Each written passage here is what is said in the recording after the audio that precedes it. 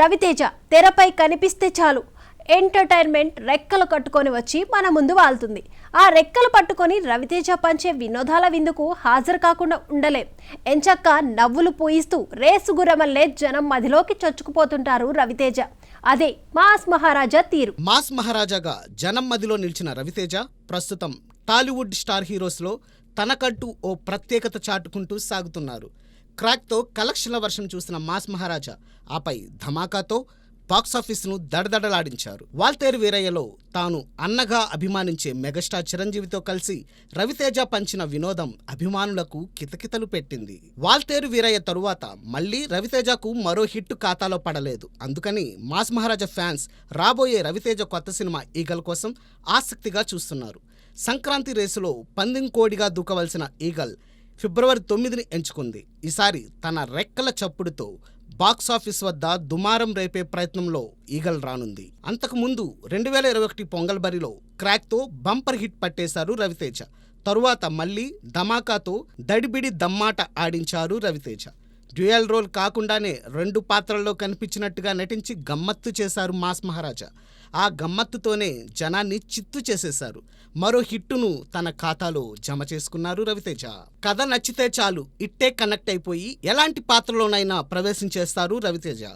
Raja the గ్రేట్లో cinema మొత్తం గుడ్డివాడి పాత్రలో రవితేజ అలరించిన తీరు, పంచిన వినోదం ఎవరూ మర్చిపోలేరు. ఈ మధ్యకాలంలో బ్లైండ్ క్యారెక్టర్లో స్టార్ హీరోస్ అలరించిన దాఖలాలే లేవు.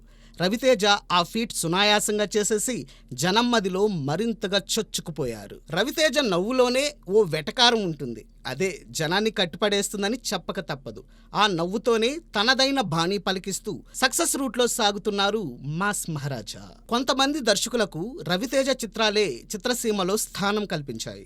అలాంటి వారు రవితేజ కోసం మళ్ళీ వైవిధ్యమైన కథలు తయారు చేసుకొని వస్తుంటారు.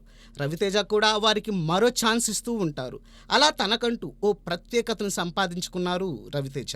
సక్సెస్తోనే కెరీర్ ఆరంభించి తరువాత తప్పటడుగులు వేసిన వారికి కూడా రవితేజ లక్కీ హ్యాండ్ అనే చెప్పాలి. అలా కొందరు దర్శకులు రవితేజ సినిమాలతో మళ్లీ సక్సెస్ రూట్ చూసి విజయ పదంలోనే సాగిన దాఖలాలున్నాయి.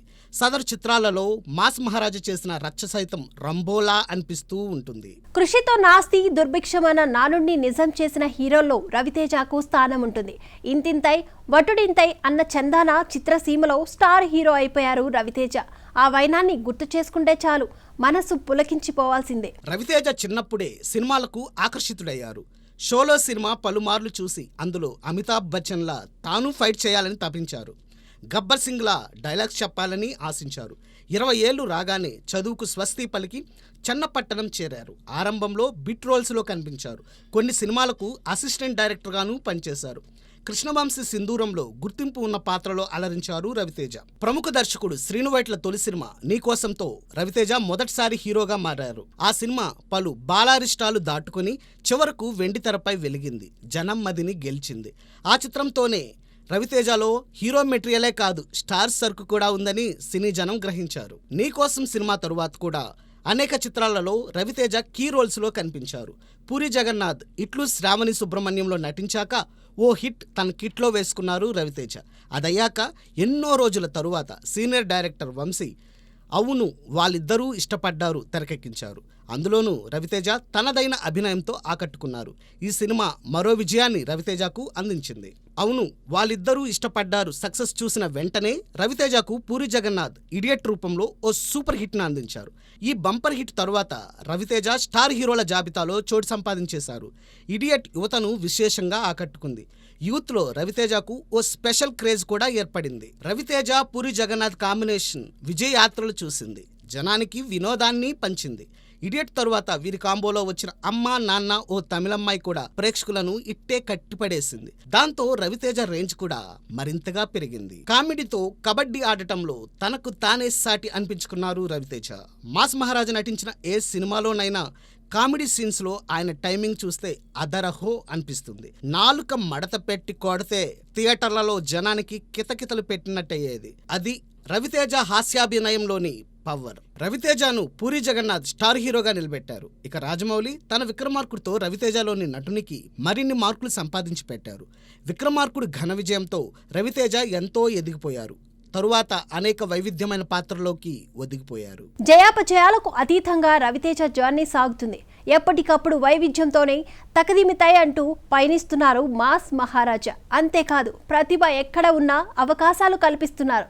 దాంతోపాటు తనలోని టాలెంట్కు మరిన్ని మెరుగులు దిద్దుకుంటున్నారు. ప్రతిభావంతులకు తగిన అవకాశాలు కల్పించడంలో రవితేజ ఎప్పుడూ ముందుంటారు. ఒకప్పుడు తన టాలెంట్ను చూసి దర్శకులు ఏదో ఒక వేషం ఇవ్వకపోయి ఉంటే తనకు గుర్తింపు లభించేదా అని అంటారు.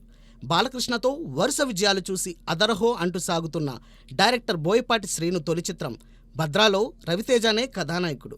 అప్పటి నుంచి ఇప్పటిదాకా బోయపాటి శ్రీను తనదైన బాణీ పలికిస్తూ సాగుతున్నారు. రవితేజ చిత్రాల ద్వారా దాదాపు 10 మంది దర్శకులు పరిచయం అయ్యారు. అంతెందుకు, రవితేజ తొలిసారి హీరోగా నటించిన నీకోసం శ్రీను వైట్లకు డైరెక్టర్గా ఫస్ట్ మూవీ. తరువాత ఈ అబ్బాయి చాలా మంచోడుతో అగస్త్యన్, ఒక రాజు ఒక రాణితో యోగి, నా ఆటోగ్రాఫ్తో ఎస్ గోపాల్ రెడ్డి, షాక్తో హరీష్ శంకర్, పవర్తో బాబీ, టచ్ చేసి చూడుతో విక్రమ్ సిరికొండ దర్శకులుగా పరిచయం అయ్యారు.